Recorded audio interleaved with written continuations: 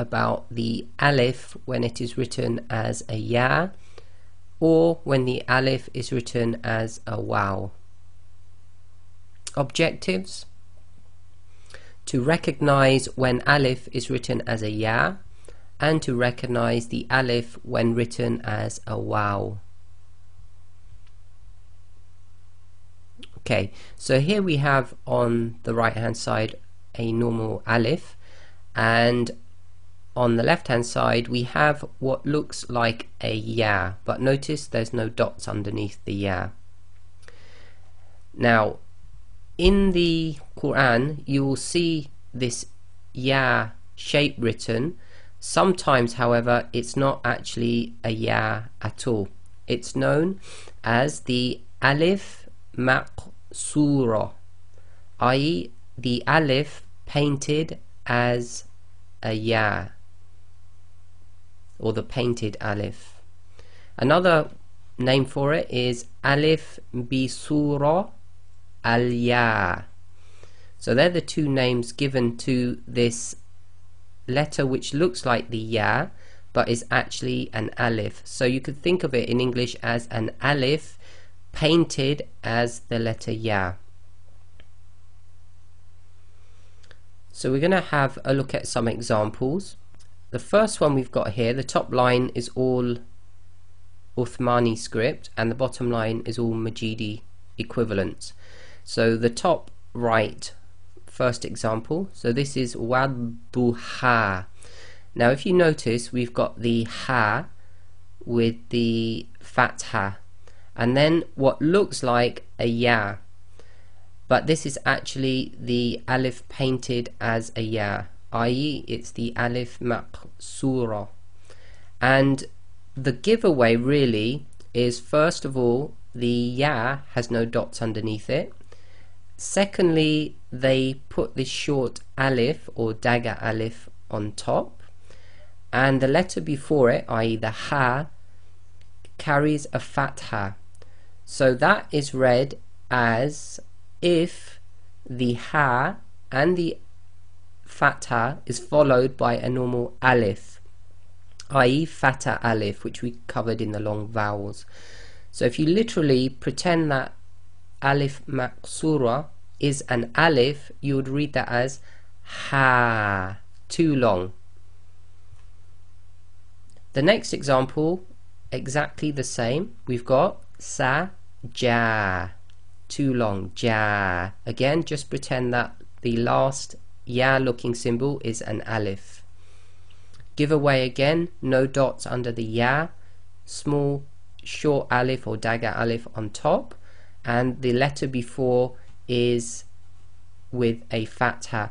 And notice the alif maqsura can only come at the end, so that's another giveaway. And the last example we've got is fatar da. Okay, so that da at the end, the dad, is too long as well. Now in this case, on top of the short alif, we've also got a mad sign. And the reason for that is because the next word, which is across the end of sentence, is the hamza.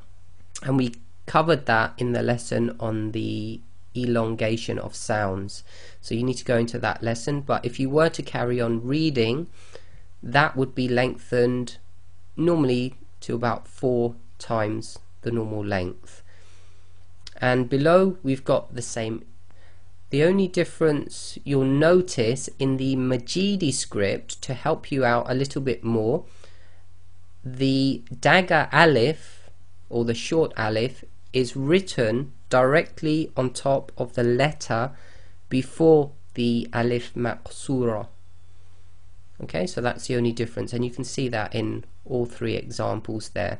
So again, the alif maqsura, which looks like a ya, no dots underneath, always at the end of a word. So you've got to be a bit careful with this, and over time you'll practice that. It'll be quite natural to see that. So simple rule: a ya looking sign at the end of a word, short dagger alif either on itself or the letter before. Now we'll go on to the next one, which is the alif written as a wow. So the alif may be drawn as a wow. The wow normally carries a short alif, or what we call alif, and is normally followed by the ta marbuta.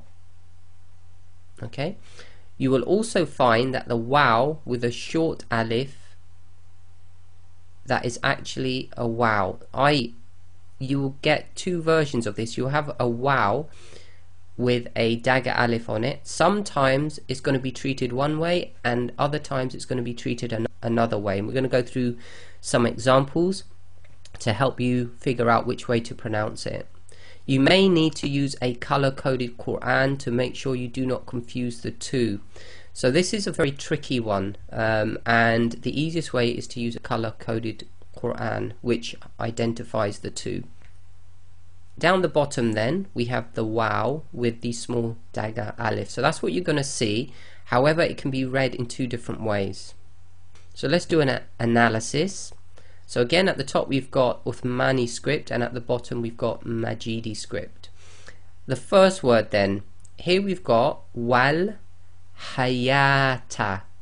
Now some people might think that's wal hayawata. Now this is wrong, and the normal rule is if you have the wow with the dagger alif followed by the ta marbuta, then you do not pronounce that wow. Actually, that wow is representing an alif, a bit like what we just saw with the ya, or the alif maqsura.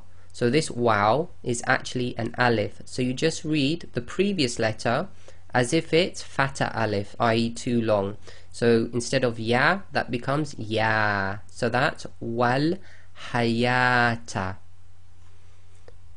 And below that we've got the same thing in the Majidi script. So we've got wal hayata.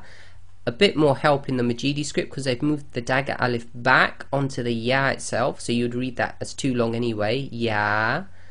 Okay, and then you've got the wow itself. So what you don't want to do is change that into what we call a diphthong, a gliding. You don't want to say yow. It's not yow, it's ya. Okay, again, the easiest way to remember that is you've got the dagger alif, you've got the wow, which is actually an alif in this case, and it's the ta marbuta at the end, which is really the giveaway.